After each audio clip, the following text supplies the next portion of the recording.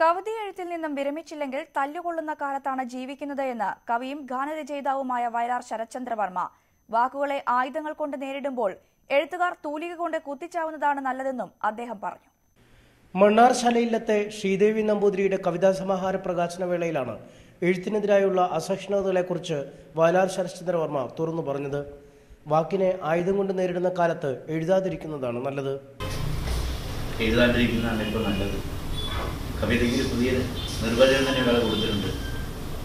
കവി വിരമിച്ചില്ലെങ്കിൽ തല്ലു. വാക്കിനെ വാക്കുകൊണ്ട് നേരിടുന്ന കാലം കഴിഞ്ഞു.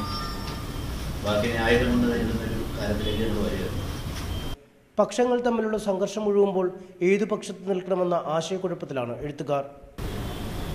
എന്നത് പറഞ്ഞാലും കുഴപ്പമാണ്, തിരിച്ചത് പറഞ്ഞാലും കുഴപ്പമാണ്. ഇവർ തമ്മിലൊരു സംഘടനയാണ് ഇപ്പോൾ നടക്കുന്നത്. ഇതിൽ കവി അല്ലെങ്കിൽ എഴുത്തുകാരനെ ഏത് പക്ഷത്തു നിന്നും സംസാരിക്കണം. മനുഷ്യപക്ഷത്തു നിന്ന് സംസാരിക്കണം എന്ന് പറയുമ്പോൾ മനുഷ്യൻ ഏത് പക്ഷമാണ്? ഇവർ തന്നെ പറയുന്നുണ്ട്, രാവിലെ ഒരു കൂടി, ഉച്ചയ്ക്ക് ഒരു കൂടി, രാത്രിയിൽ വേറൊരു കൂടി. ഇങ്ങനെ സ്നേഹിക്കുന്ന തലത്തിലേക്ക് മനുഷ്യൻ്റെ മനസ്സിലൂടെ പോകുന്നു. ഈ എഴുത്തുകാരൻ എന്ന് പറഞ്ഞയാൾ സ്വന്തം തൊലി കൊണ്ട് അവൻ തന്നെ കുത്തിച്ചേർന്നതല്ലേ നല്ലത്. സ്ത്രീയുടെ വേഷവിധാനത്തെക്കുറിച്ച് യേശുദാസ് പറഞ്ഞത് സത്യമാണ്. പുരുഷന്മാരെ കുറിച്ച് പറഞ്ഞാൽ ആയുധം കൊണ്ടും സ്ത്രീകളെക്കുറിച്ച് പറഞ്ഞാൽ സ്ത്രീശക്തി കൊണ്ടും നേരിടുന്ന കാലമാണെന്നും ശരത്ചന്ദ്രവർമ്മ പറഞ്ഞു. ന്യൂസ് 18 ആലപ്പുഴ.